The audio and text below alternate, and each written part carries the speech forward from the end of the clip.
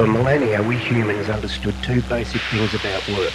One was that it was a means to an end, and secondly, it was mostly shit, especially the hard labour or the grubby labour or stuff like that. So we invented slavery, thus inaugurating an institution that remains to this day.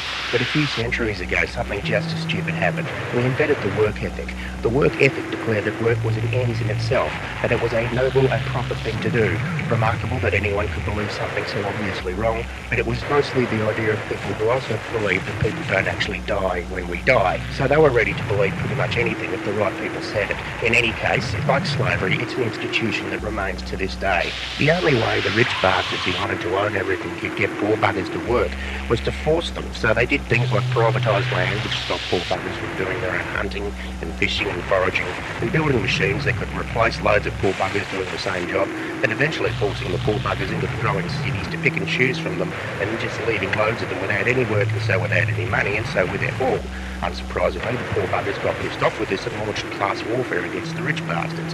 That is, real class warfare, actual material combat, which frightened the rich bastards in the end. The trouble was, a lot of the thinkers on the poor buggers side also thought that work was a good idea, and when they actually had political power in some places, it still forced them to work. They wanted to, or at least as long as hard as they had been.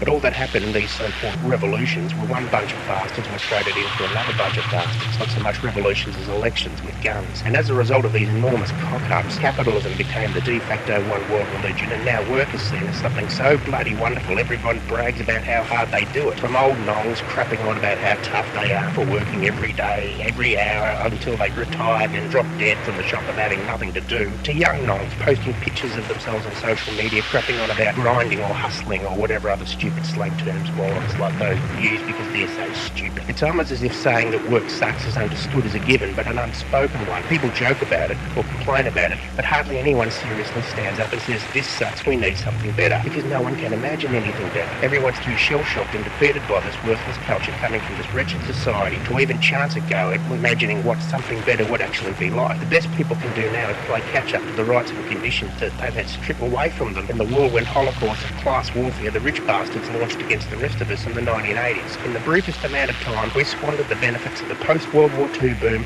and have nothing left for anyone coming up afterwards. And anyway, the world's environment is rooted beyond repair now, so it's all a bit fruitless really. But still, work sucks. It always has. It always will. And anyone who says or hints otherwise is a complete trongo fit only to be ignored or brutally made fun of for being a complete trongo. But sadly, we're all expected to be complete trongos.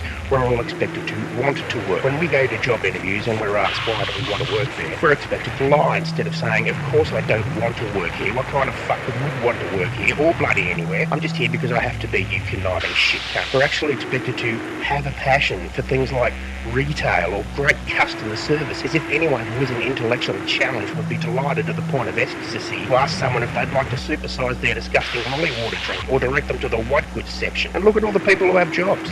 Do they look happy to you? How come every morning procession through the cities of the world, people aren't all singing and dancing and loving each other in sheer gay abandon through the great joy and delight they feel from being ripped from sleep at lark's fart o'clock in the AM by screeching alarms, then forcing themselves into suits or uniforms, then standing around waiting to squeeze themselves onto trains and buses or drive bumper to bumper on shitty roads to get to offices or warehouses or hospitals or mines or schools or prisons or whatever concrete hell's been risen from the very ground by whatever vicious financial dark arts? And what about all those people sweltering to death in Saudi Arabia, building those ghastly monuments to capitalist wet dreams, or the maids and child carers looking after middle-class scum's brats while missing their own kids in their own countries, all those stick-thin victims digging for diamond rocks at gunpoint in Africa that are going to be sent off and polished into pretty and vapid shapes for adoring and tasteless middle-class parasites, the factories in China where they had to put up netting around the bottom to stop people from just jumping out of the fucking windows, the dalits in India who go into sewers filled with other people's piss and shit and clean them out by hand and then get paid at the end of the day with cheap alcohol just to get a few hours mind oblivion from the world they're forced to live in, the legions of women and children who were told they were going to be hairdressers or kitchen hands but ended up having the shit kicked out of them, raped 1 billion times and forced to hang around street corners or wait in rooms for some horny loser's cock to suck. Look at the world's people who work. Do they look happy?